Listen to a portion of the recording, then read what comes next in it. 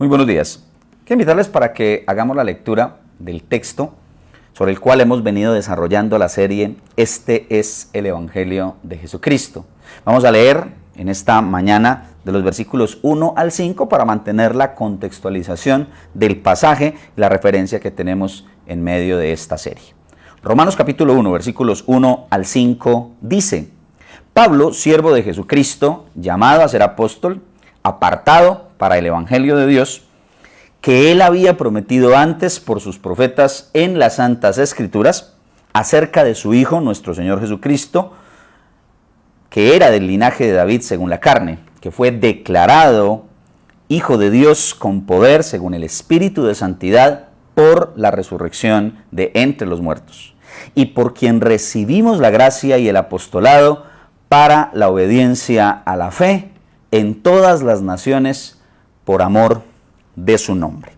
Este es el Evangelio de Jesucristo. Ahora, cuando uno hace esa declaración, cuando uno define el Evangelio y lo define en términos de que es este y no otro, aparecen muchas preguntas que surgen alrededor de la declaración y que nos invitan a nosotros a reflexionar qué es lo que proclamamos cuando decimos que este es el Evangelio de Jesucristo.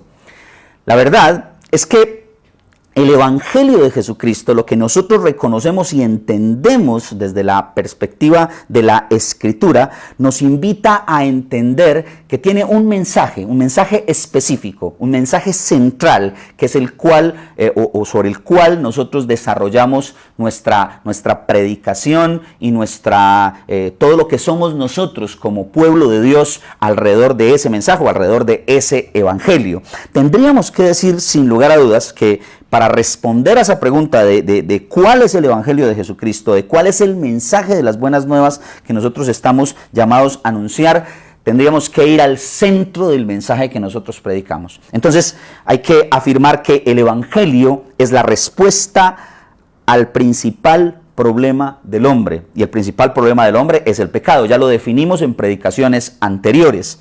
Génesis capítulo 3 se convierte en un punto de referencia para entender eso. La caída produce una separación entre Dios y los hombres, y esa separación que radica básicamente en la condición en la que queda el ser humano tras haberse separado de Dios, esa situación de pecado, esa situación de cómo la maldad domina su corazón, es precisamente a lo que responde el mensaje del Evangelio de Jesucristo. Nosotros necesitamos no irnos por las ramas, sino enfrentar de manera directa lo que significa, o más bien, cuál es el problema, la esencia del problema, para que el mensaje del Evangelio tenga el efecto que tiene que tener. El Evangelio apunta a esa verdad. El Evangelio apunta a una situación puntual, real, que de ella se desprenden todas las otras situaciones de pecado, todas las otras situaciones difíciles que enfrenta y que vive el ser humano. El año pasado yo llegué a la iglesia al encuentro, después de diferentes idas y venidas con el equipo pastoral y con todo lo que tuvo que ver con la invitación que el equipo pastoral de la iglesia nos hizo a nosotros como familia, a mi esposa, a mis hijos y a mí, para venir a participar y a compartir con ustedes en la iglesia del encuentro. Pero hay cosas que quizá ustedes no saben. Ustedes sí saben que una de las cosas que tuvimos que vivir el año pasado alrededor de la venida tuvo que ver con mi enfermedad. Pero hay algo bien curioso en ese aspecto, y es que yo conocí, por ejemplo, a Jairo Vélez, el médico de acá de la iglesia. Lo conocí en el entorno de mi enfermedad. Antes de llegar a la iglesia, Jairo fue nada más y nada menos que el médico que me dio la gran noticia, ¿sí? Él fue el médico general que me atendió, que me recibió los exámenes y que me dio la noticia de que yo era un paciente con diabetes. Cuando pienso en lo que sucedió en ese tiempo, en todo lo que se generó alrededor de la enfermedad y la atención y lo apremiante para atender esa enfermedad, entiendo que Jairo y los médicos que vinieron después de él en el tema del tratamiento y todo lo que tenía que ver con el asunto de la diabetes, apuntaron o señalaron al punto principal de la enfermedad. Es decir, yo era un paciente con diabetes y necesitaban los médicos apuntar a esa situación que era la que me producía todas las otras situaciones de enfermedad y complicaciones en el cuerpo. Entonces, ellos como médicos tenían la responsabilidad de atacar la raíz principal de mi problema, la diabetes. Y en medio de eso, pues ir solucionando otro tipo de problemas que estaban como daños colaterales alrededor de la enfermedad. Necesitamos entender que la verdad que nosotros tenemos que reconocer es que debemos responder al problema principal. Si no estamos respondiendo al problema principal, si no estamos respondiendo al problema central, no estamos resolviendo el problema.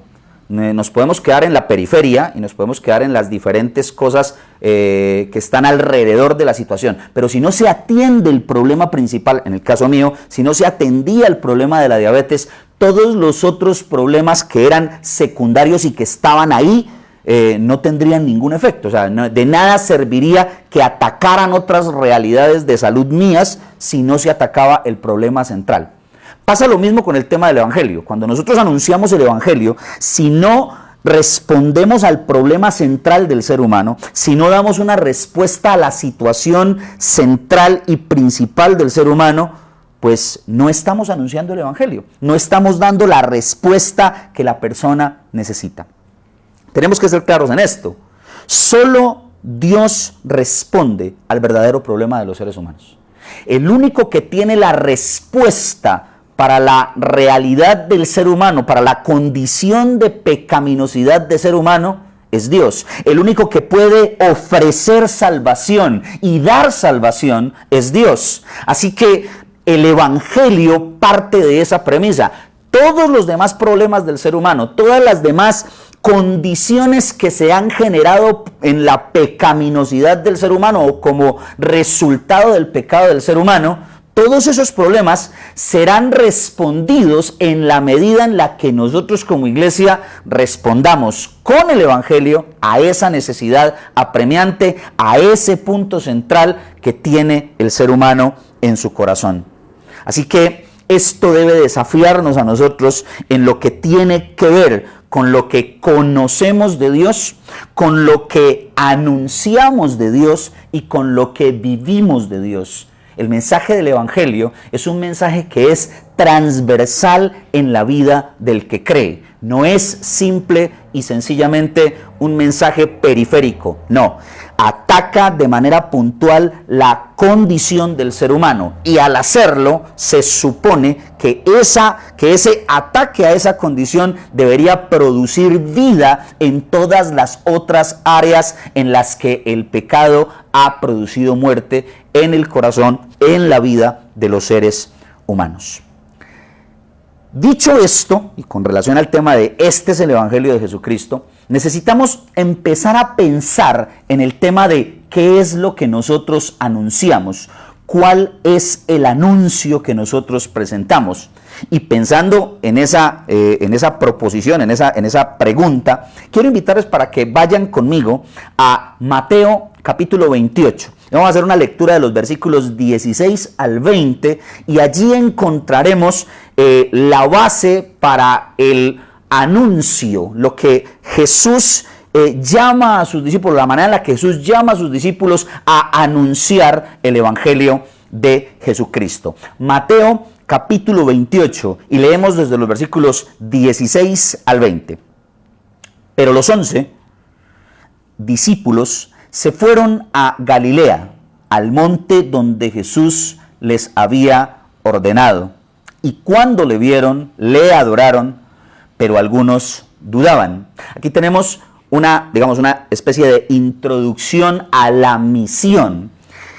Mateo y los sinópticos son muy claros en lo que tiene que ver con que Jesús desarrolla su ministerio en el contexto de Galilea. Cuando uno va al principio del Evangelio de Mateo, se da cuenta que Jesús inicia el ministerio predicando el Evangelio en Galilea. ¿Recuerdan? Mateo capítulo 4, por ahí a la mitad del versículo 17, Jesús va a las regiones de Zebulón y de Neftalí y levanta su voz y dice Galilea de los gentiles. Y después en el versículo 17 de manera muy enfática, el reino de los cielos se ha acercado.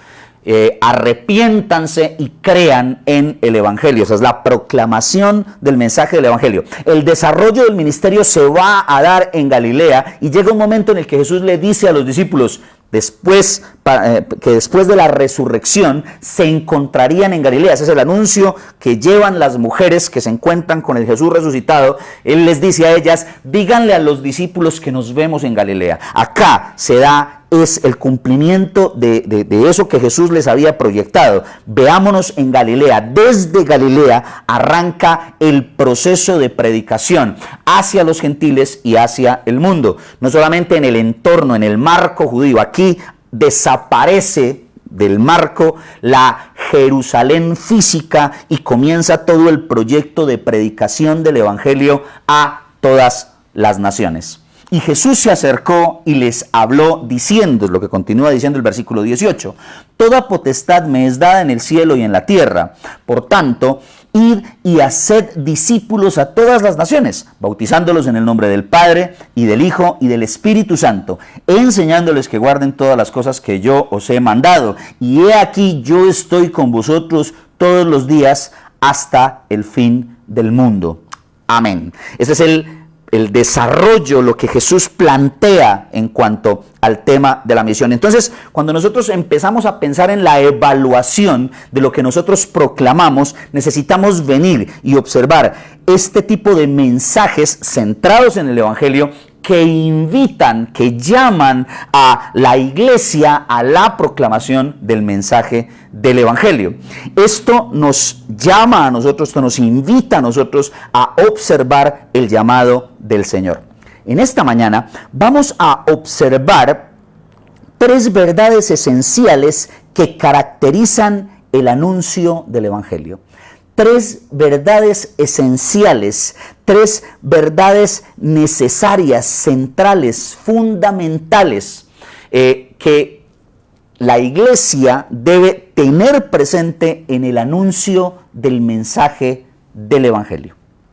Y la primera verdad esencial, indispensable, que caracteriza el anuncio del Evangelio, es que ese anuncio es un llamado del Señor a su iglesia.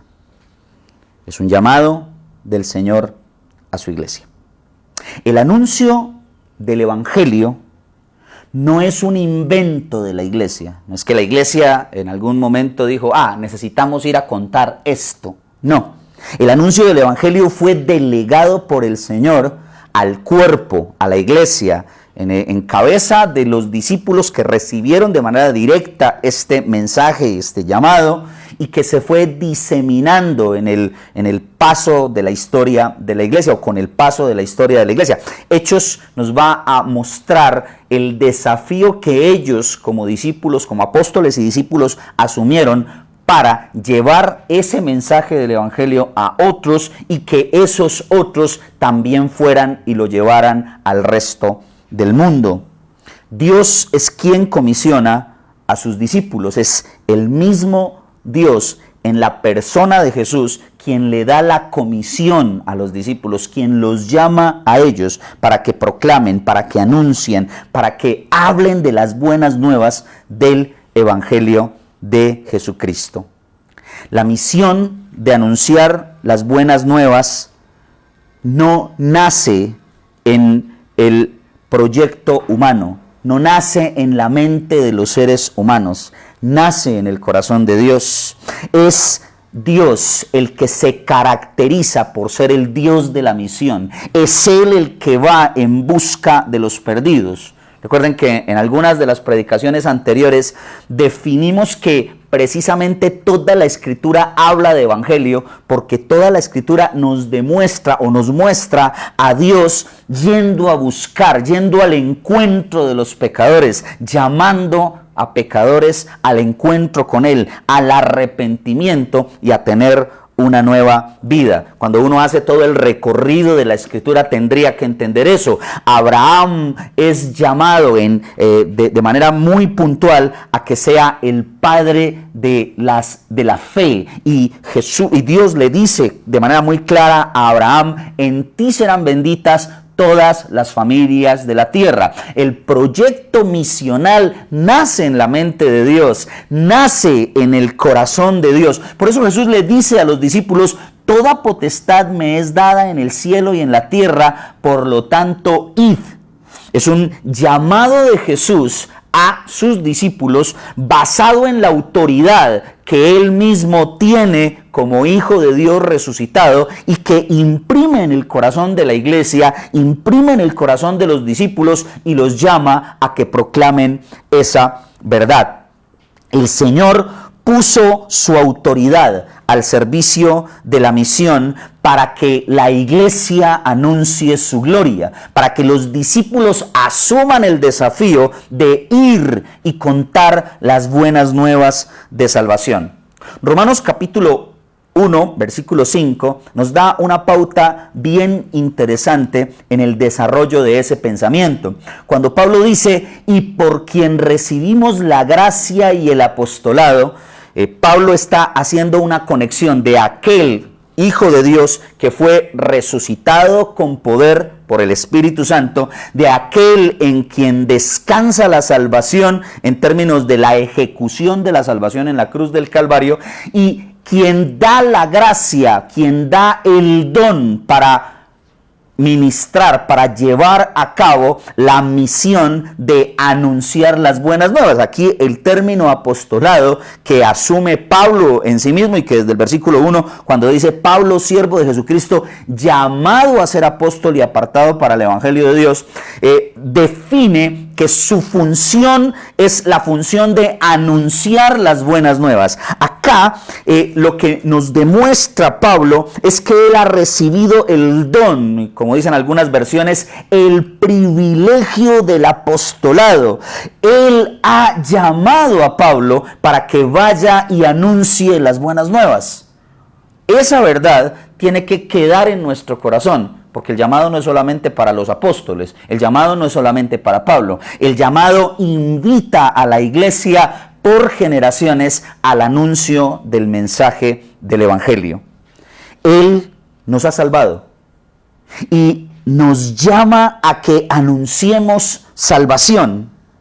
Nos da el regalo, el privilegio de ser involucrados en anunciar vida a otros. Nosotros hemos sido salvados, nosotros hemos sido rescatados, nosotros hemos sido salvados, y Dios, en su infinita misericordia, por su gracia, recuerdan la semana pasada la predicación de Frank, esa realidad de que Dios nos ha sacado de la muerte y nos ha llevado a la vida. Por su gracia hemos recibido la salvación, pero esa salvación tiene como implicación el involucrarnos en la misión de la iglesia, el llamado a que hemos recibido el don, la gracia de la vida, y eso nos involucra en la misión para dar vida a otros, anunciando las buenas nuevas del evangelio de Jesucristo. Piense en lo siguiente: Dios nos ha llamado a participar del mensaje más glorioso que podamos nosotros encontrar en la historia de la humanidad. Nos ha involucrado en la proclamación, en el anuncio del mensaje que cambió la historia y que sigue cambiando historias, sigue cambiando la vida de miles de personas a través del mundo. Ese es el mensaje que nosotros estamos llamados a anunciar. Nosotros, el encuentro con Dios, necesitamos asumir esta verdad como un impulso para predicar las buenas nuevas del evangelio de Jesucristo. Es un impulso que nos llama a nosotros y que nos lleva a nosotros como iglesia a asumir el desafío de contarle al mundo que Dios da salvación. Es el llamado que hemos recibido nosotros como iglesia para que lo asumamos y que ese desafío nos invite a nosotros a proclamar vida. De eso se trata las buenas nuevas de Jesús. Recuerde, la primera verdad esencial, fundamental, indispensable en el proceso del anuncio, en el que caracteriza ese anuncio, es que es un llamado de parte del Señor. Él nos ha dado su autoridad y con ella nos ha invitado a que vayamos a proclamar las buenas nuevas. Esto nos lleva a la segunda verdad esencial que caracteriza el anuncio del Evangelio.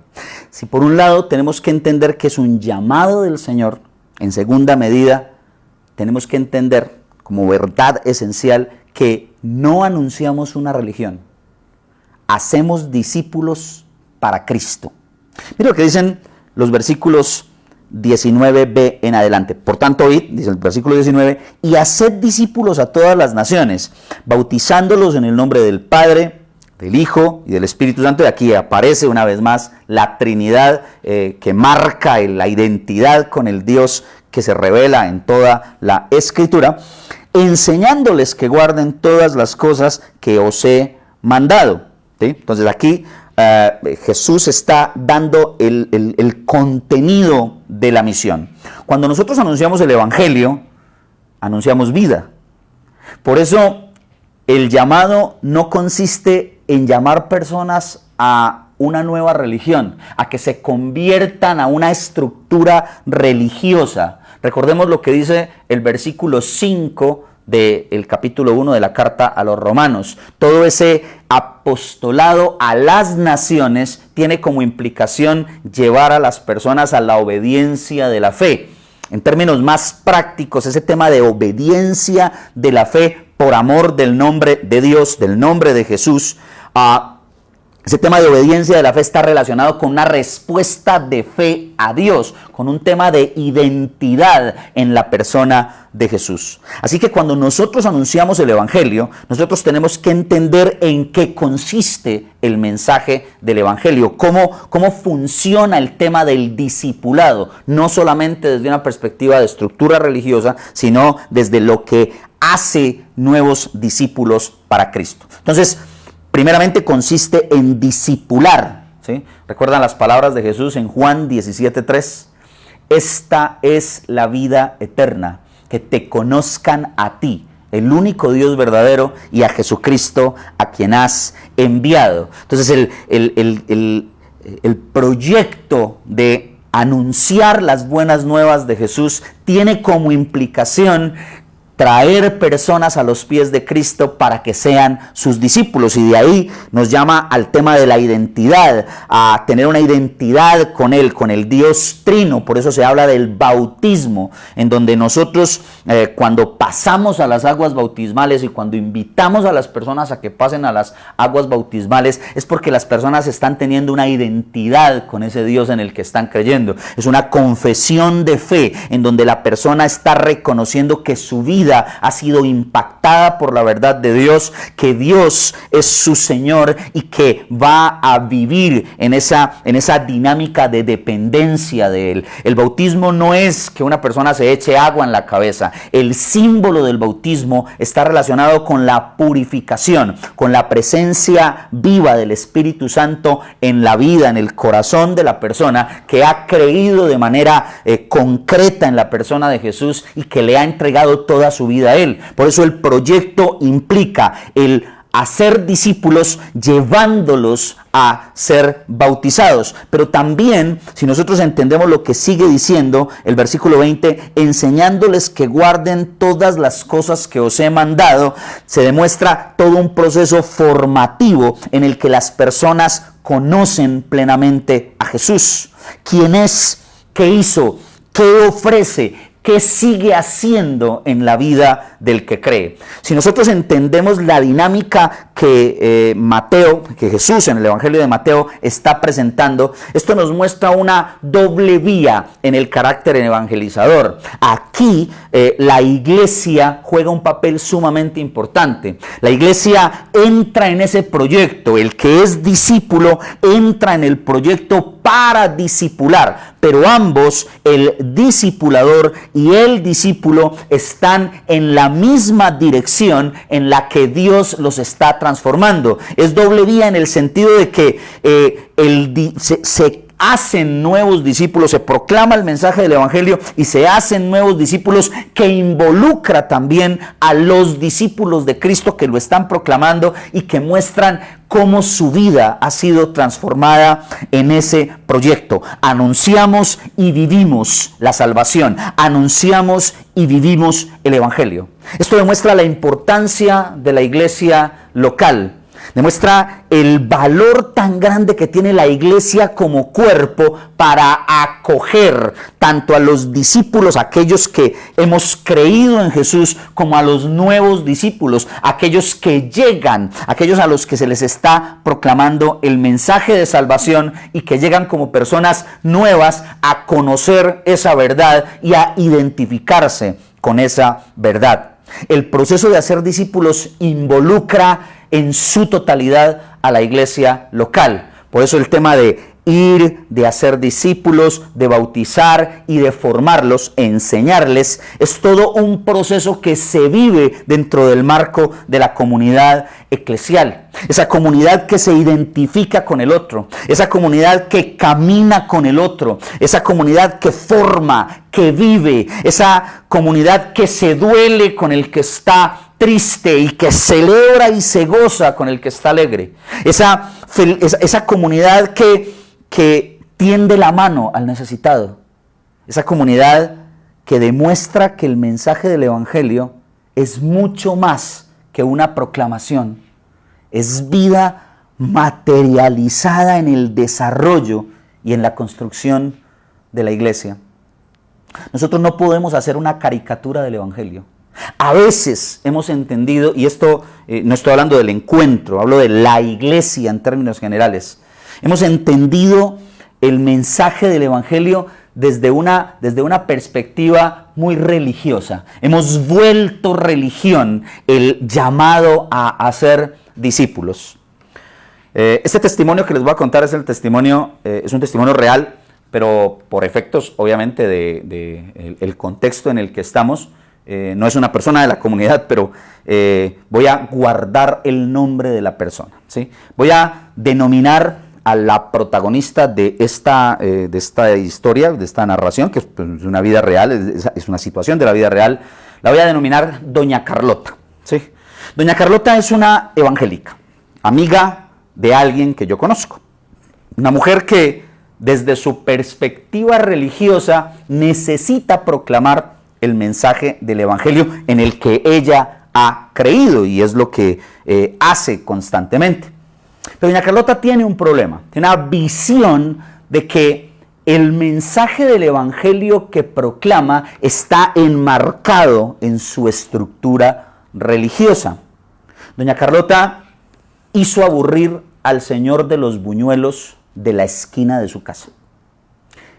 En diferentes momentos doña Carlota iba con la intención de compartirle el mensaje del Evangelio al señor de los buñuelos. Una mañana llega doña Carlota y habla con el señor de los buñuelos y le pregunta: buenas tardes o buenos días, ¿cómo está? A lo que el señor de los buñuelos, en una situación bastante compleja en esa semana, le responde: doña Carlota, no me encuentro bien. Y doña Carlota inmediatamente le responde: claro, ¿cómo va a estar bien si no conoce a Jesucristo? Usted necesita conocer a Jesucristo para estar bien. Unos días más tarde, doña Carlota se acerca nuevamente al puesto de los buñuelos y se encuentra con el señor que vende los buñuelos y le pregunta: mi don, ¿cómo está? A lo que el señor, ya entendiendo la dinámica de la situación que había pasado en diferentes ocasiones, le responde: doña Carlota, estoy bien, Y doña Carlota le responde, ¿y cómo puede estar uno bien si no conoce a Jesucristo? Usted necesita conocer a Jesucristo.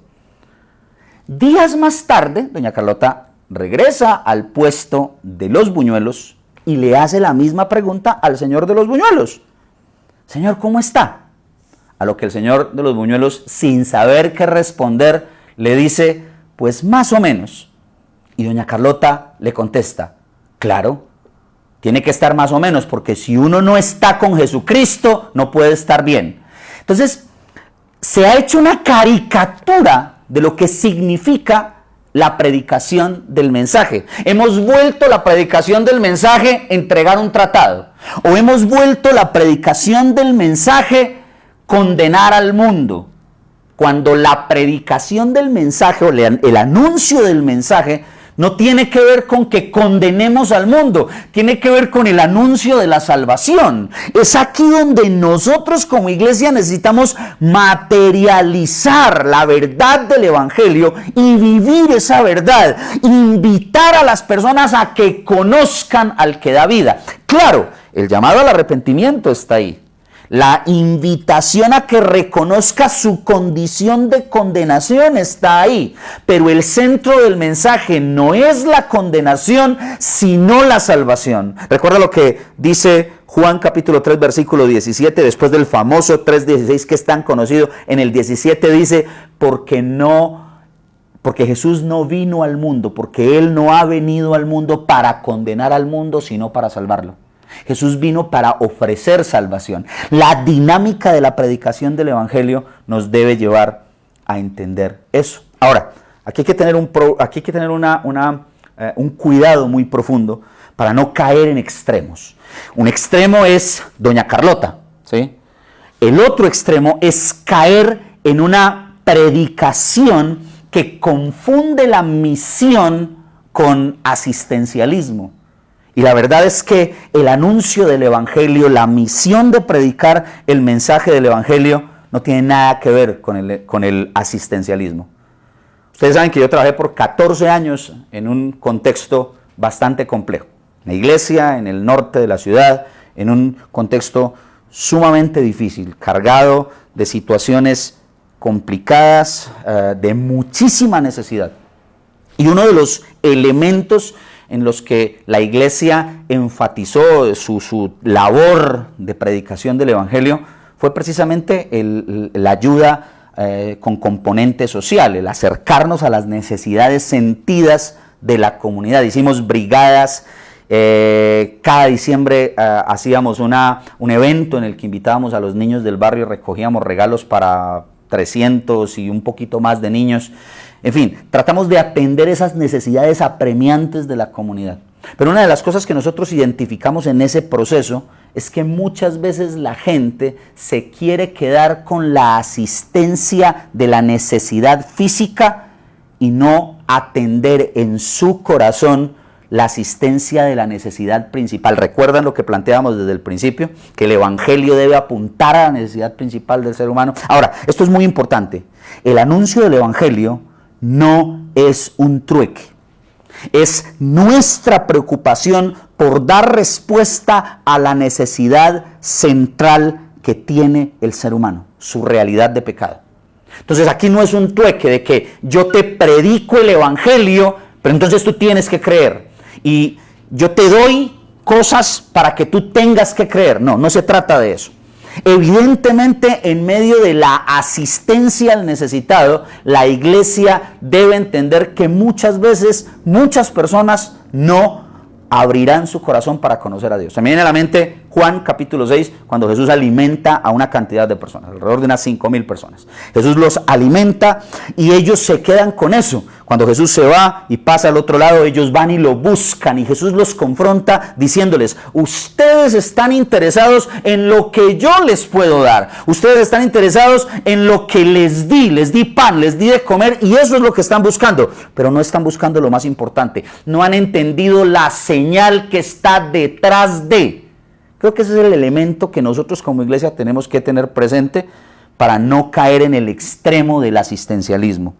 Cuando nosotros utilizamos los ministerios de misericordia para acercarnos a la persona, nosotros entendemos que sería muy inhumano y hasta incoherente, diría yo, predicarle al hambriento sin darle un poco de pan para calmar su hambre física. Eso sería algo sumamente incoherente en nosotros, que nosotros vayamos a predicar el evangelio a los necesitados y no llevemos un pedazo de pan que ayude a mitigar, a calmar su necesidad física. Sin embargo, cuando nosotros servimos al Señor, tenemos que entender que servimos por amor al necesitado, entendiendo que sería completamente egoísta darle el pan al hambriento y a la vez negarle el pan de vida. El desafío que tiene la iglesia es cómo mantener el equilibrio allí, entendiendo que el punto principal sigue siendo el mismo. Lo que nosotros atacamos en términos puntuales con la predicación del evangelio a través del ministerio de amor y de misericordia de la iglesia es precisamente la necesidad puntual que tiene el ser humano. Y sí, es posible que en medio de eso muchos no crean. Y parte de esa realidad la tendrán que enfrentar esos que no creen delante del Señor. Nuestra función deberá seguir siendo ir y ayudar al necesitado. Pero el centro del mensaje, el centro de eso que nosotros proclamamos, no es calmarle el hambre al hambriento. Es que ellos puedan entender la gran necesidad que tienen de arrepentimiento y de venir a Cristo. Evidentemente, las necesidades sentidas están allí y no podemos ignorarlas. Pero el principal objetivo de la iglesia deberá seguir siendo atender la necesidad principal del corazón del ser humano. De todas estas brigadas, que entre otras cosas varios chicos de la iglesia, de aquí del encuentro, yo los conocí en ese contexto, allá, sirviendo en esa comunidad. Una de las cosas que me queda a mí de esos 14 años de servir es que lo que recogimos en el camino de personas a las cuales se les sirvió por 14 años con alimentación, con medicinas, con tantas cosas de servicio, y aquí yo no estoy, no estoy echando en cara eso, no, estoy hablando de lo que hicimos desde el punto de vista de ministerio de misericordia en la iglesia. Lo que recogimos en términos de quienes creyeron en Cristo, de todas esas campañas, fue verdaderamente muy poco. Porque muchas veces la gente solo está interesada, como aquella multitud en los días de Jesús, del pan que quita el hambre del día, y no del pan de vida que da esperanza por la eternidad. Nosotros como iglesia necesitamos evaluar eso. Y necesitamos evaluarlo de forma puntual. Esta verdad nos impulsa a ser discípulos, a anunciar a aquel que da vida. Nos impulsa a llevar un mensaje profundo, vivo, eficaz, que atienda las necesidades de las personas, pero que se centre en lo más importante. Al final, debemos entender que no anunciamos una religión, no anunciamos una estructura institucional, no anunciamos un mensaje que se queda en el aire. Anunciamos vida, anunciamos a Jesús y necesitamos que las personas se encuentren con Él. La tercera verdad que caracteriza, verdad esencial, indispensable, que caracteriza el anuncio del Evangelio es que no estamos solos en el camino. Jesús al final del versículo 20 del Evangelio de Mateo, en el capítulo 28, dice: y he aquí yo estoy con vosotros todos los días hasta el fin del mundo. Entonces, por un lado hemos escuchado que la primera verdad es un llamado del Señor. La segunda verdad en el anuncio del Evangelio, que caracteriza el anuncio del Evangelio, es que no anunciamos una religión, sino que hacemos discípulos para Cristo. Ahora esta tercera es: no estamos solos en el camino. Él ha llamado a la iglesia, nos ha llamado a nosotros en ese proceso, pero no nos dejó solos, no nos envió solos en este camino de proclamación, de anuncio del mensaje del Evangelio. Su presencia sostiene la misión de la iglesia, la respalda, le da un sello único en el camino del anuncio del Evangelio.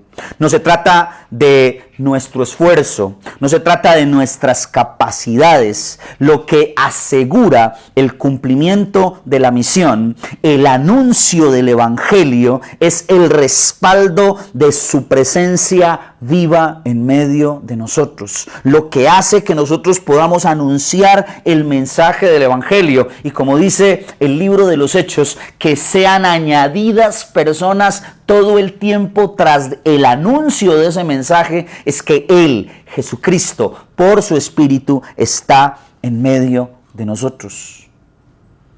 El Evangelio es la respuesta principal al problema del hombre, es el problema del pecado.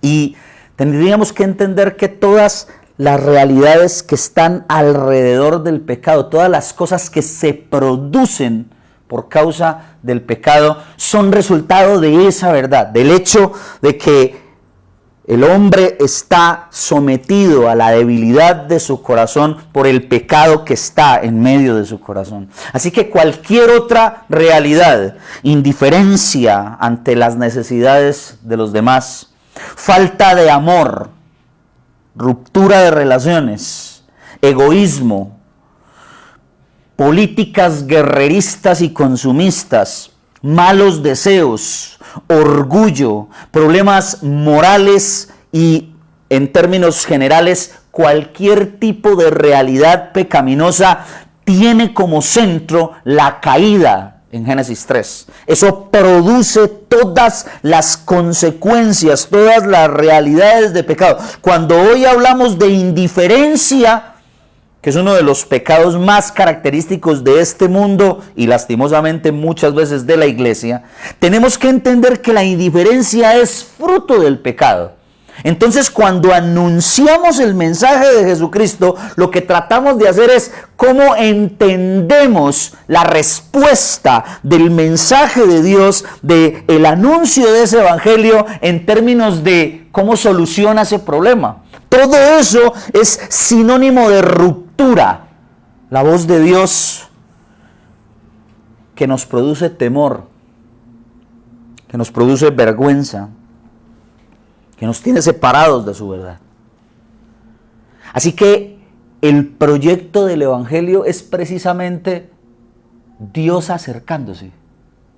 Y esto de que yo estoy con ustedes todos los días hasta el fin del mundo, es una demostración de aquel Dios que viene y se acerca y está en medio de nosotros. El Evangelio de Jesucristo es buenas nuevas de restauración. Es el Emanuel del que habla Mateo al principio de su Evangelio. Es el Dios con nosotros, el Dios que camina con nosotros, el Dios que está en medio de la iglesia. Usted y yo, que somos débiles, que somos pecadores, pero que somos asistidos y sostenidos por aquel que está en medio de nosotros. Es el Dios que está acá, con usted, conmigo. El Dios que camina con nosotros, a pesar de nosotros. Es el Dios que impulsa la misión de la iglesia para llamar a otros al arrepentimiento, mientras su presencia viva está en medio de nosotros para sanar. Jesús le está diciendo a la iglesia: yo estoy con ustedes hasta el fin. Estoy en sus dolores y quebrantos. Esta semana, el miércoles pasado, escuchaba yo algunas intervenciones de las personas que estuvieron en el servicio del miércoles de oración que lo hicimos en memoria de Lucía Willes. Y cuando yo escuchaba todo lo que hablaban acerca de Lucía, una persona que yo no alcancé a conocer, con quien no alcancé a compartir, escuchaba a la iglesia. Y cuando escuchaba a su hija, que nos contaba del dolor, del sufrimiento de su madre al final de sus días, veía a un Jesús que está en medio de eso. En las palabras de los hermanos, que se acercaron, que oraron con ella, que recordaban momentos hermosos en donde fueron comunidad. De eso se trata el Evangelio de Jesucristo. De reconocer que Jesús está acá, sanando, liberando, fortaleciendo en nuestras imperfecciones, en nuestras debilidades, en nuestros temores, en nuestros quebrantos. Nosotros no estamos yendo a la misión solos, estamos yendo a la misión con la presencia viva de Dios por su Espíritu, para sanar, para liberar, para servir, pero sobre todo para anunciar salvación. Nosotros vamos a la misión con la certidumbre, con la seguridad de que Él está en medio de nosotros. Ese es el Evangelio de Jesucristo. Esa es la verdad que transformó la historia. Esa es la verdad que ha venido anunciándose y que hoy sigue llamando hombres y mujeres alrededor del mundo a los pies del Salvador. 3 verdades esenciales que caracterizan el anuncio del Evangelio. Es un llamado del Señor. Él llamó a la iglesia. No fuimos nosotros quienes nos metimos en el camino. Fue Él el que nos llamó como iglesia para ir y anunciar sus buenas nuevas. No anunciamos una religión, hacemos discípulos para Cristo. Nosotros no estamos acá para involucrar a las personas en un proyecto institucional. Estamos acá para caminar juntos en la liberación del pecado y para entendernos los unos a los otros en ese proyecto de anunciar que Dios salva y sana. Pero sin lugar a dudas, la tercera verdad, no estamos solos en este camino. Él está en medio de nosotros. Él está acá, acompañándonos, sirviendo, salvando e invitándonos en amor a que caminemos juntos con Él hasta el día de su manifestación gloriosa, anunciando esperanza, anunciando buenas nuevas, la buena noticia de que Dios se ha acercado a los pecadores y de que Dios soluciona el gran problema del ser humano, el pecado de su corazón, y que eso debe ser transversal en toda la realidad de nuestra vida, cambiando nuestras relaciones, cambiando nuestros proyectos, cambiando nuestras políticas, cambiando nuestra forma de vivir como comunidad, cambiando nuestra indiferencia en atender la necesidad del otro, pero recordando que al final es el nombre de Jesús el que es exaltado, es para hacer discípulos, para gloria y alabanza de su nombre. Quiero invitarle para que cerremos este tiempo orando al Señor y en medio de la oración podamos venir a su presencia con la seguridad de que Él nos escucha y de que Él nos ha invitado a anunciar este mensaje. Le invito para que me acompañe a orar. Señor, gracias por tu bondad y fidelidad. Gracias porque la verdad del Evangelio central es precisamente lo que nosotros predicamos y anunciamos. No podemos olvidar esa verdad. Que como iglesia asumamos el desafío de anunciar las buenas nuevas para gloria y alabanza del nombre de Dios. Aquí estamos, Señor, tu iglesia, los que tú has llamado, tus discípulos que discipulan, aquellos que caminan contigo. Te anunciamos vida, no anunciamos religión. Anunciamos esperanza, porque tú eres la esperanza que trasciende todas las cosas. Te anunciamos a ti, Señor. Y por eso, en medio de nuestras dificultades, luchas, debilidades, nosotros exaltamos tu nombre, Señor. Y seguimos invitando al mundo a que te conozca.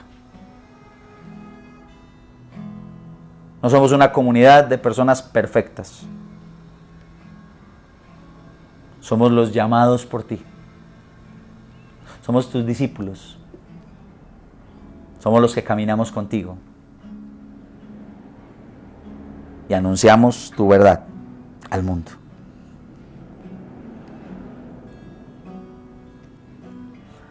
Y llevaremos su gloria a cada pueblo y nación,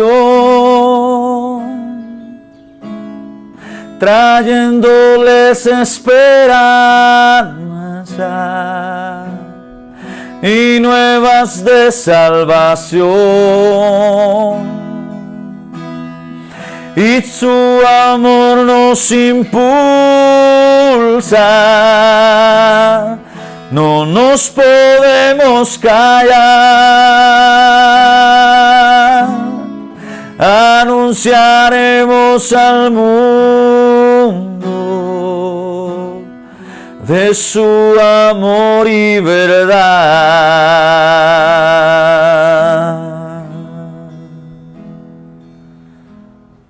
Gracias, Señor, porque tú eres la esperanza que nosotros anunciamos. Es la iglesia la que anuncia el mensaje, que cobija al necesitado, que proclama salvación y vida. Te alabamos, Señor.